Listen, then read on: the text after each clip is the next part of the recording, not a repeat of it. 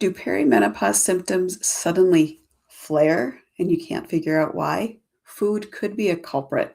My name is Amy. I'm a food educator, speaker, and author of The Hidden Consumer Uncovering the Power of Health Conscious Buyers. And I'm going to tell you a fun story that happened to me over the weekend and what it is I had to do to understand my symptoms. I'm going to give you a quick tip as well so you can figure out, is food a trigger for your perimenopause symptoms? Now, I do not believe food is going to cure everything. I don't believe there's cures for chronic pain, perimenopause. I mean, these are just like things that happen in the world. I do believe there are things we can do by changing how we eat that will make our symptoms less dramatic. So, over the weekend, I got some friends together. We went to one of my favorite wineries in Temecula called Ooze, UYS. If you want to look them up, they are fantastic, all natural wines. Their yeast is a native yeast. It's not commercialized.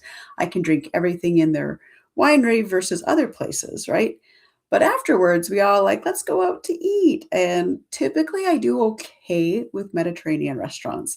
And there is a favorite place that we like to go to and we've been going to for a few years in Marietta off of Margarita Avenue. I'm not going to name names because I don't want to start anything.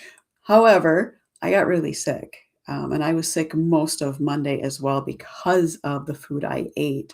But what surprised me the most was I wasn't expecting it because they've been a relatively safe place in the past. And what I ate was pretty basic, nothing out of the norm. But clearly their ingredients have changed that I ended up having a reaction to.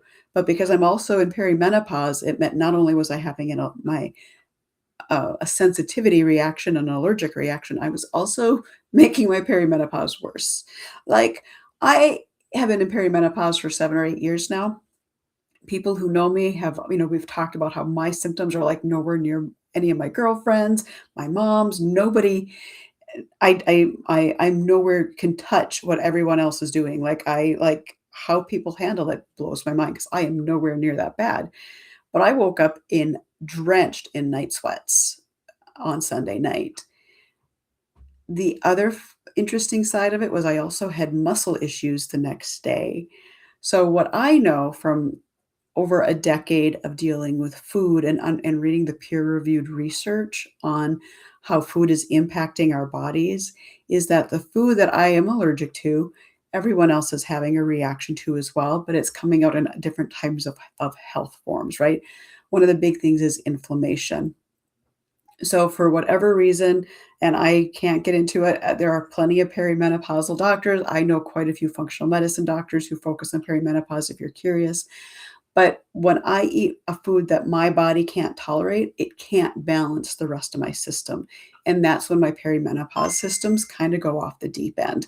So, I wasn't able to sleep well. I had the headache because it was also an allergic reaction.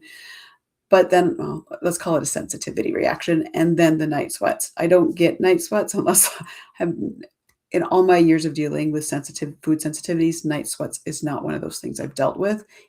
But with perimenopause, it is. So that's why I'm making that connection. So, I know what my triggers are, and I know that my body doesn't like certain foods, and that it will basically, what I call, become the drama queen and say, no, you're not doing that to us again. And it's exactly what it did. For those who aren't in my boat, who you haven't had to go through the litany and years of trying to figure out what's going on, my one and only tip that I give out every single time is you have to track what you eat and what your symptoms are. I know now that what I ate that day was not good. I even thought, well, maybe I'm wrong. I gaslit myself. And I tried eating leftovers the next day and got so sick all over. It was like, seriously, I knew it was going to happen and it happened. So track your reactions. Like I say every time, it's not just about the physical. It's not always going to look like an allergic reaction, but you are going to see symptoms that might be getting worse. So think about, are your symptoms well managed? Are you able to kind of glide through life trying to figure all this out with perimenopause and everything it's doing to you? And then you get like a glitch, and it's like your entire body just threw up its hands and said, "Nope, not doing this today," and walks away from you. Yeah, that could be a food impact. Not to say it's not part of perimenopause, but maybe it's worse because of the food you're eating. So if you're curious, you want to learn more about that connection between food and body, and if and how to track, and you want someone to walk with you through this journey of trying to figure out what food could be your triggers, reach out to me, send me a message. I will be more than happy to send you a calendar link, or go to my website, the hiddenconsumersconsulting.com, and click on the Meet Amy calendar link. You can schedule your time, 20 minutes, and we can talk about what it is you're looking for, if I can help you. All right, with that, thank you for trusting me with food education knowledge. And if you have questions, reach out, let me know. I'd love to hear.